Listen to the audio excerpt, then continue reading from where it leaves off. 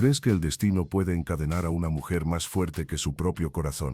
En la ciudad donde las campanas dictan los horarios del honor y las miradas conservan los secretos, dos mujeres aprenderán que desafiar ese destino exige tanto coraje como delicadeza, y que hay un objeto pequeño y azul capaz de cambiarlo todo. Era la Sevilla de finales del siglo XIX, cuando el olor a naranjo y a aceite quemado se mezclaba con la levadura de los barcos en el río.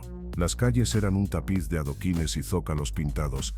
Los carruajes resoplaban como animales de hierro cada vez que pasaban por la plaza. Allí vivía doña Mariana de Arce, criada en seda y rígidos modales, con guantes de hilo y un corsé que apretaba más que los argumentos del conde en la mesa familiar. Y Lucía, de manos callosas, que reparaba vestidos y cosía secretos en los dobladillos de la Santa Catalina, soñaba con libertad mientras olía a ceniza y a tinta fresca. Entre las dos, una cinta azul, doblada y escondida en un pliegue de una carta, se convirtió en un pacto silencioso, un lazo al que regresar cuando las palabras fueran peligrosas y el tacto, la única verdad. Desde el primer instante sus miradas se rozaron como el roce de una aguja sobre una tela fina, breve, eléctrico, prohibido. Mariana se preguntaba si aceptar el matrimonio concertado con el conde era realmente su deber, o solo el eco de una voz paterna que ya no vivía. Lucía, por su parte, estaba prometida a la supervivencia, la dignidad de su familia, la renta mínima, las cuentas que se pagaban con sudor. El mundo les ofrecía papeles rígidos, señora decente, costurera honrada. El corazón pedía otra línea. Una noche, en el taller oloroso a albayalde y a seda, Lucía encontró una carta que no debía, un sobresellado con la cree azul con la inicial de Mariana, y dentro, un secreto escrito a lápiz, versos robados al atardecer, confesiones que temblaban. Fue la prueba, el amor no era un rumor, era una frase hablada en tinta. Lucía dejó la carta en el dobladillo del vestido que Mariana probaba ante el espejo de mercurio. Cuando la encontró, alzó la mirada y sonrió sin pronunciar palabra. Ese gesto dijo más que 100 reuniones formales. ¿Cómo renunciar a lo que te reconstruye en el silencio? Pronto, los rumores comenzaron a deslizarse por los corrillos del palacio como humo. Un dama suspicaz vio la cinta azul asomando del bolsillo de Mariana. Una vecina escuchó risas que no correspondían a la comitiva. Y el conde, con sus botas lustradas y su paciencia calculada, empezó a oler traición. La sociedad, con sus velos y sus reglas, pestigueaba. Cada carta interceptada, cada susurro traído a la mesa de despacho, era una pequeña daga. En esa escalada, aparecieron secretos mayores.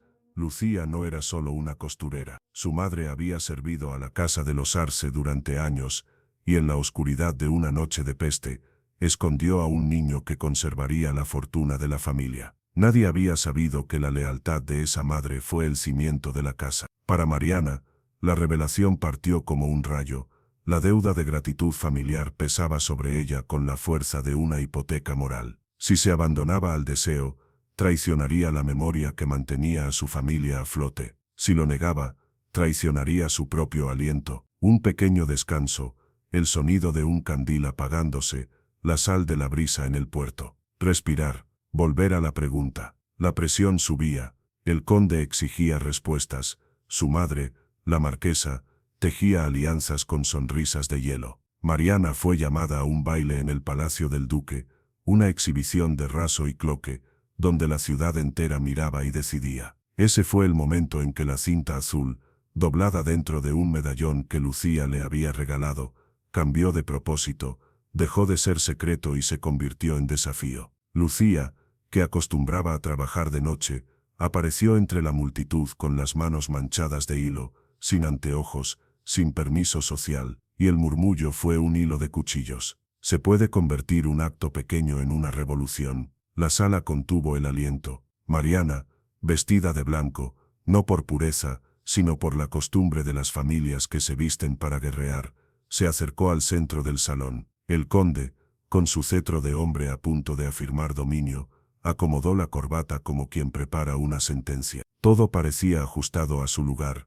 La música, una lenteja de cuerda, marcaba los tiempos, y entonces Mariana alzó la mano, desató el lazo de su tocado. La cinta azul cayó sobre el mármol con la liviandad de una pluma, y la miró a ella. No dijo palabras largas, no necesitó juramentos dramáticos. Se arrodilló, no para suplicar, sino para ofrecer la verdad. El choque fue inmediato. Algunos se rieron, otros hicieron ademán de retirarse. La marquesa palideció como si alguien hubiera escrito su nombre en fuego. Pero en el silencio que siguió, el gesto de Mariana fue una confesión que desarmó protocolos.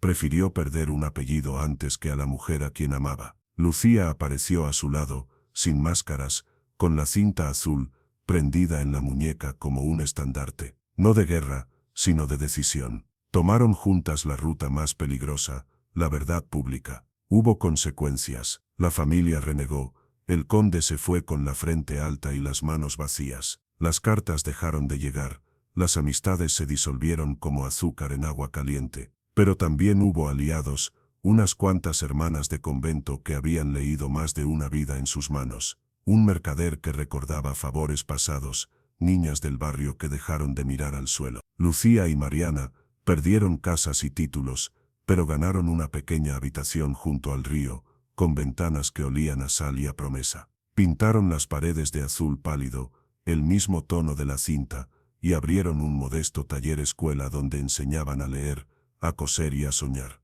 Un instante de calma, escuchar el rumor del agua contra los muelles, el roce de la aguja, el zumbido de voces nuevas. Un respiro. ¿Valió la pena? La respuesta llegó en pequeñas certezas. Una alumna que ya no teme al látigo de la maestra, una madre que deja de pedir permiso para sonreír, una carta sin lacre que no necesita esconderse. La cinta azul dejó de ser un símbolo de riesgo y se convirtió en una bandera. Las niñas que pasaban por la puerta se la pedían, no para ocultarla, sino para colgarla en el cabello con orgullo. Y cuando la lluvia golpeaba el tejado, Mariana y Lucía se sentaban frente al río y hablaban de las noches antiguas, de cómo habían renegociado su destino. El final no es una coronación ni una tragedia perfecta. No huyen a países exóticos, ni vuelven a un palacio con derechos recuperados. Lo que hacen es más duro, y a la vez, más cierto, aceptan las cicatrices del mundo y lo transforman.